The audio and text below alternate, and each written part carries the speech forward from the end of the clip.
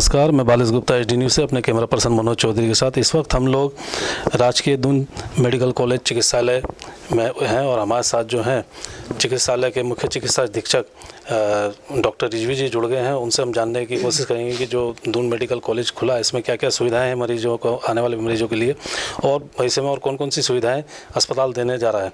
तो सर, सबसे पहले तो HD न्यूज़ में आपका बहुत बहुत स्वागत।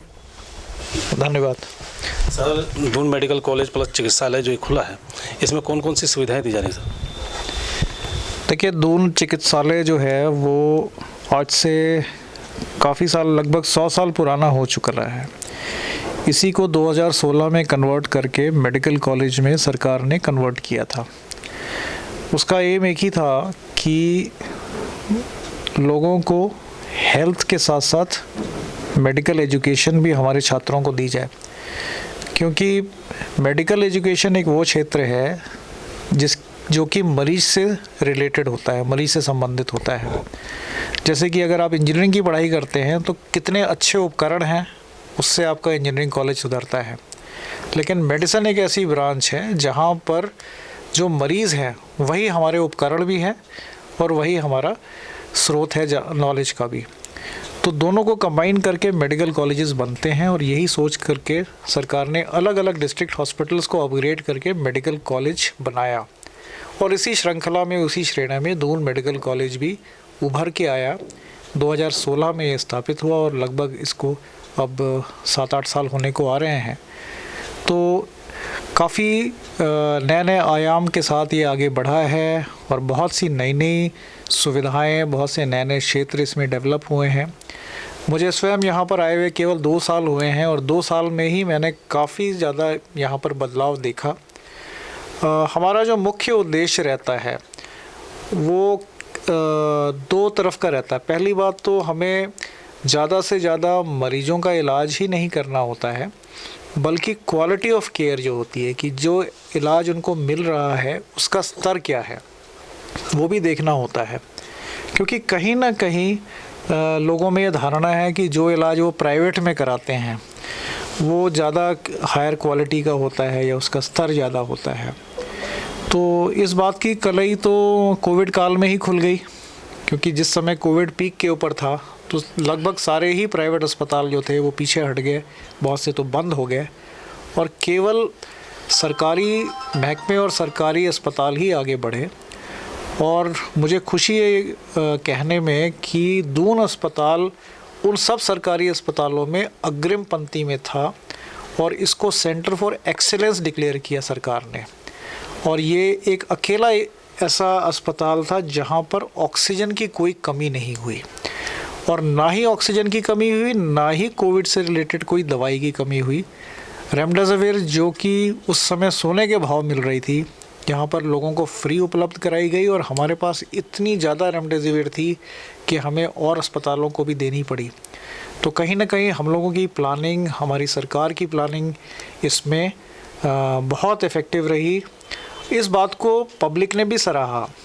ये बात और है कि पब्लिक की अपेक्षाएं ख़ास तौर पे हेल्थ सेक्टर में बहुत ज़्यादा होती हैं, तो वो होनी भी चाहिए और हम लोग अपनी तरफ से पूरा प्रयास कर रहे हैं कि उनकी अपेक्षाओं में खरे उतरे। सर, जैसा कि देखा जाता है कि प्राइवेट अस्पतालों में इलाज वाकई महंगा होता है और जो पब्लिक होती है वो चाहती है सरकारी अस्पताल में इलाज सस्ता हो जाए, बढ़िया हो जाए, लेकिन कई बार उनको प्राइवेट जांच लिख दी जाती है, प्राइवेट दवाइयाँ लिख दी जाती है।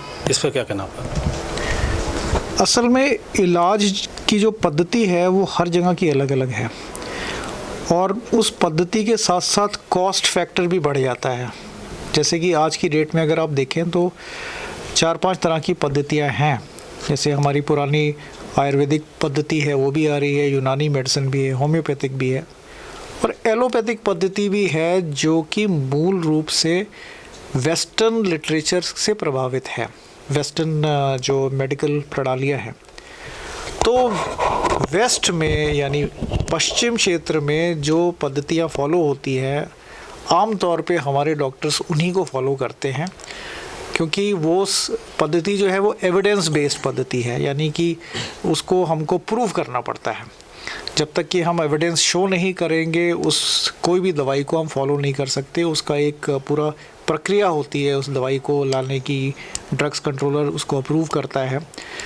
इस तरह की पद्धतियाँ बाकी क्षेत्रों में नहीं है, या यूँ कहें कि बाकी जो हमारे फील्ड्स हैं उसमें इतनी स्ट्रिक्ट स्क्रूटनी नहीं होती है, उसकी इतनी ज़्यादा जांच नहीं होती है।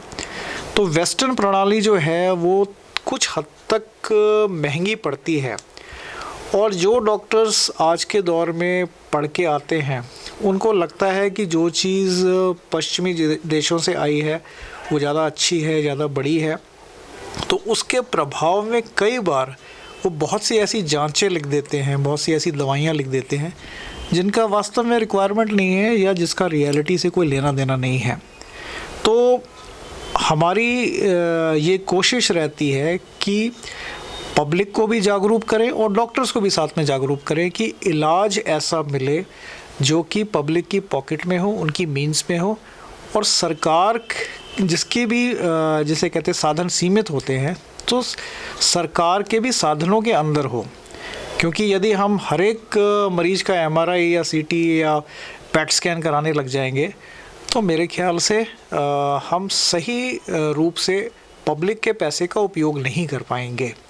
तो इस तरफ भी हम लोगों का सबका विचार हो रहा है। हम लोग कोशिश करते हैं, प्रयत्न करते रहते हैं कि अपने सीमित संसाधनों में पब्लिक को पूरा का पूरा लाभ दे सकें।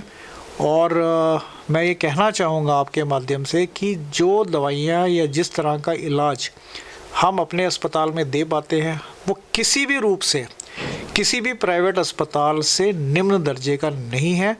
ये बात मैं दावे के साथ कह सकता हूँ। और दोनों अस्पताल में ख़ास तौर पे जो इलाज कराने के लिए आता है, जो भी पब्लिक से जुड़ा हुआ आता है, वो चाहे वो इस बात को माने या ना माने, यदि वो मानता है तो अच्छी बात है, नहीं मानता तो बाहर जाके भटक के फिर वापस हमारे पास आता है। तो मैं यही सबसे निवेदन करूंगा कि आप निसंकोच दोनों अस्पताल में आएँ। यहाँ देरी हो सकती है भीड़ के कारण, कुछ संसाधनों में कमी के कारण, लेकिन इलाज हम पूरा और पक्का देने का प्रयास करते हैं, इसमें कोई संकोच नहीं मुझे कहने में। मेरा सवाल सर ये था कि दवाइयाँ भी जो बाहर की लिख दी जाती हैं, क्या दवाइयाँ वो अस्पताल में उपलब्ध नहीं हो पाती हैं या कोई और कारण रहता है?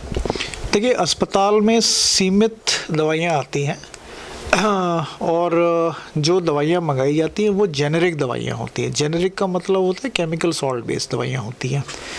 तो उन्हीं दवाइयों को हम लोग मंगाते हैं, क्योंकि दवाइयाँ तो लगभग 50-60 हज़ार हैं, तो सारी ही दवाइयाँ तो हम लोग नहीं उनको मंगा सकते हैं। लेकिन जो बीमारियाँ लगभग इस एरिया में हैं उसको देखते हुए दवाइयाँ ऑर्डर होती हैं। आज की डेट में लगभग 380-390 के करीब दवाइयाँ हैं जो हम लोग मंगाते हैं, और वो जेनेरिक दवाइयाँ होती हैं और देने की कोशिश करते हैं। लेकिन मैं वही बात कह रहा हूँ कि बहुत से डॉक्टर्स को ये लगता है कि इसके बाहर भी कुछ दिया जा सकता है, जो चीज़ बाहर है वो ज़्यादा शायद कारगर होगी, तो उसके चलते वो दवाइयाँ लिखते हैं, या कई बार वो दवाई पूरी तरह से उपलब्ध नहीं हो पाती है। जो सॉल्ट वो देना चाह रहे हैं वो यहाँ अवेलेबल नहीं होता है, तो उसके चलते भी वो बाहर से दवाइयाँ लिखते हैं। तो मुझे लगता है कि कहीं ना कहीं इस पे कुछ हद तक रोक लगनी चाहिए। हम भी अपनी तरफ से प्रयास कर रहे हैं, अपने डॉक्टर्स को भी जागरूक कर रहे हैं कि कोशिश करें कि जहाँ तक हो सके जो भी दवाइयाँ हमारे अस्पताल में अवेलेबल हैं उससे इलाज करें। लेकिन कभी कभी इलाज की ऐसी रिक्वायरमेंट्स होती हैं कि कुछ दवाइयाँ हमें बाहर से लिखने पर के लिए मजबूर होना पड़ता है। जाहिर है हम वेट तो नहीं कर सकते कि वो दवाई जब आ जाएगी सरकारी संसाधनों में तभी उसका इलाज होगा। इलाज तो आज होना है, उसके लिए 10 दिन का तो वेट नहीं किया जा सकता। तो ये कारण हो सकता है। और दूसरा कारण मैं ये भी इस बात से इनकार नहीं करूँगा कि कुछ कमर्शियल इंटरेस्ट्स कुछ डॉक्टर्स के हो सकते हैं। हम लोग पूरे प्रयास करते हैं कि इस तरह की प्रवृत्ति को रोका जाए अलग अलग तरीके से। लेकिन यदि इस तरह का कहीं घटनाएं हो रही हैं तो मैं उसको पूरी तरह से खारिज नहीं करूँगा। अभी फ़िलहाल जो है मरीजों को आने वाले मरीजों को क्या क्या सुविधाएं दी जा रही हैं, और देखा जा रहा है कि अभी कई चीज़ें और आने वाली हैं अस्पताल में, उसके बारे में थोड़ा सा देखिए। अब जो मेडिकल प्रणाली है वो बहुत ज़्यादा एडवांस हो चुकी है। पहले हम लोग ब्रॉड स्पेशलिटी कंसेप्ट पे काम करते थे कि जैसे जनरल मेडिसिन हो गई, जनरल सर्जरी हो गई, लेकिन अब इन फील्ड्स में भी बहुत ज़्यादा सुपर स्पेशलिटीज़ आ गई हैं। तो अब जो हमारा पूरा अप्रोच है वो सुपर स्पेशलिटी अप्रोच हो चला है। जैसे कि मेडिसिन में ही गैस्ट्रोएंटरोलॉजी अलग हो गई है, नेफ्रोलॉजी, यूरोलॉजी, इस तरह के ब्रांचेस आ गए हैं। इसका कारण यही है कि अब साइंस इतनी प्रगति कर चुकी है कि ये संभव नहीं है किसी एक व्यक्ति के लिए कि पूरा का पूरा ज्ञान सम्मिलित करके तकरीबन हर चीज़ के ऊपर महारत हासिल करें। तो अब हमारा कंसेप्ट सुपर स्पेशलिटी का आ गया है। इसके चलते 5 सुपर स्पेशलिटी डिपार्टमेंट्स पहले ही दून में खुल चुके हैं, जिसमें neuro surgery, urology, nephrology, plastic surgery, इस तरह के ब्रांचेस आ चुके हैं। जो महिला अस्पताल हमारा पुराना है उसको एबॉलिश करके एक नया 5 स्टोरी सुपर स्पेशलिटी हॉस्पिटल बनने की भी बात हो चुकी है, और हो सकता है आने वाले 2-3 सालों में वो सुपर स्पेशलिटी हॉस्पिटल डेवलप करे। लक्ष्य केवल एक ही है कि हाईएस्ट साइंटिफिक स्टैंडर्ड्स का, उच्चतम साइंटिफिक या वैज्ञानिक रिसोर्सेज हैं उसके बेसिस पर इलाज किया जाए, और साथ ही साथ कॉस्ट फैक्टर जो होता है उसको लेकर के। इसी कड़ी में मैं जोड़ना चाहूँगा कि जो आयुष्मान भारत की स्कीम सरकार ने लागू की है उससे भी बहुत ज़्यादा जनरल पब्लिक को, आम पब्लिक को फ़ायदा मिल रहा है, और कुछ जो महंगे इलाज होते हैं वो काफ़ी हद तक इसमें कवर हो जाते हैं। जैसे डायलिसिस है, एक किडनीज़ का इलाज है, वो आयुष्मान में कवर होता है। काफ़ी सारे आने वाले दिनों में हम लोग किडनी ट्रांसप्लांटेशन भी शुरू करने वाले हैं। हमारे पास एक यूरोलॉजिस्ट अवेलेबल है और हमने एक यूरोलॉजी का डिपार्टमेंट डेवलप कर रहे हैं। इसी तरह से और भी अलग अलग न्यूरो के भी डिपार्टमेंट्स काफ़ी तेज़ी से तरक्की कर रहा है। इसके अंदर हमारे पास काफ़ी सारे इम्प्लांट्स हम लोग लगा रहे हैं। एक नई कैथ लैब आने वाली है, अगले 2-3 महीनों 4 महीनों में वो डेवलप हो जाएगी, और दूसरे नए नए आयाम डेवलप हो रहे हैं चिकित्सा क्षेत्र में। जैसे कि हमने अभी एक लाइफस्टाइल क्लिनिक स्टार्ट किया है। आप देखेंगे लाइफस्टाइल क्लिनिक का होता है कि केवल दवाइयों से ही ना इलाज करना, बल्कि अपने ज़िंदगी के तौर तरीके बदलने से इलाज करना। तो ये अपने आप में एक नई पहल है, ये एक नई पहल है। कुछ नए डिपार्टमेंट्स आए हैं, जैसे कि physical and medical rehabilitation department, जिसको लोग फिजियोथेरेपी समझते हैं, लेकिन ये पूरी तरह से फिजियोथेरेपी नहीं है। इसमें बहुत सी और भी चीज़ें हैं, कुछ साइंटिफिक चीज़ें हैं, कुछ चीज़ें जो हैं वो केवल सोशल आयाम से रिलेटेड हैं, तो वो भी एक फैक्टर्स है। कुछ साइकोलॉजिकल टोलिंग से रिलेटेड कुछ आयाम है इसमें, वो भी एक फैक्टर्स है। तो पीएमआर का डिपार्टमेंट हो रहा, और एक डिपार्टमेंट इमरजेंसी मेडिसिन का भी आ गया है। पहले इमरजेंसी मेडिसिन जो होता था एक सिर्फ कंसेप्ट होता था कि कैजुअल्टी में है, लेकिन अब लगभग हर मेडिकल कॉलेज में इमरजेंसी मेडिसिन का डिपार्टमेंट इस्टेब्लिश होना अनिवार्य रूप से हो गया है, और 30 बेडेड इमरजेंसी मेडिसिन रखी जाती है। यदि आप हमारे नई ओटी बिल्डिंग को देखेंगे तो उसमें अब आप देखिएगा कि इमरजेंसी मेडिसिन को लेकर के स्पेशल वार्ड बनाए गए हैं, और अब हमारा सिस्टम ट्रायज बेस्ड हो गया कि जैसे मरीज़ आता है, आने के बाद उसको इमीडिएटली ट्रायज किया जाता है, यानी कि उसको तोला जाता है कि यदि उसको लगभग 6 घंटे के अंदर रख करके कौन सा डिपार्टमेंट अलॉट करना है, कहाँ शिफ्ट करना है। यदि उसकी कंडीशन बहुत सीरियस है तो उसको यहाँ पर इलाज रखना है या आगे कहीं भेजना है, तो उसको ट्रायज सिस्टम कहते हैं। तो एक ट्रायज सिस्टम वाली पद्धति भी अब लागू हो गई है, और लगभग हमारे पास जो एलाइड मेडिसिन और सर्जरी के वार्ड्स हैं उसमें यदि आप देखेंगे तो इतनी हाई मात्रा में वेंटिलेटर्स पर बेड हमने दिए हैं, ऑक्सीजन सप्लाई पर बेड दी हुई है, सारे के सारे लाइफ सपोर्ट सिस्टम्स डाले गए हैं उसके अंदर। और इसका लाभ केवल मरीज़ों को नहीं हो रहा, बल्कि जो हमारे ट्रेनिंग डॉक्टर्स हैं उनको भी मिल रहा है, क्योंकि डॉक्टर्स के पास अगर वेंटिलेटर होंगे नहीं तो वो कहाँ से उस पर सीखेंगे। तो दोनों तरफ से लाभ हो रहा है। एनेस्थीसिया डिपार्टमेंट हमारा और क्रिटिकल केयर मेडिसिन डिपार्टमेंट हमारा बहुत तेज़ी से ऊपर जा रहा है। तो मैं ये कहूँगा कि मुझे संतोष है इस बात का कि हो सकता है कुछ कमियां अभी भी हैं हमारी उसमें, और कमियां तो रहेंगी आगे चलकर भी, लेकिन लगभग पूरे तौर से मैं कहूँगा, और क्षेत्रों का भी मैं दौरा करता हूँ, तो मुझे लगता है कि देहरादून की जो पब्लिक है उसकी हेल्थ की समस्या काफ़ी हद तक हमारा अस्पताल जो है वो इसको सॉल्व करता है, और साथ ही साथ मैं ये भी कहूँगा कि क्योंकि इसकी स्थिति जो है वो बिल्कुल हार्ट ऑफ द सिटी में है, देहरादून अस्पताल, लगभग सब तरफ से लोग आ सकते हैं और आकर के यहाँ इलाज करा सकते हैं। और जो हमारा जो इसमें चार्जेस हैं 17 रुपये में पर्चा बनता है और काफ़ी सारी दवाइयाँ भी मिल जाती हैं। हो सकता है पूरी दवाइयाँ ना मिलें, लेकिन लगभग 40-50% दवाइयाँ हम देने का प्रयास करते हैं, तो उससे पब्लिक को निश्चित रूप पे लाभ मिलता है। आने वाले समय में मुझे लगता है कि हम और इस और अग्रसर रहेंगे और मैं चाहूँगा कि पब्लिक भी हमारे साथ पार्टिसिपेट करे।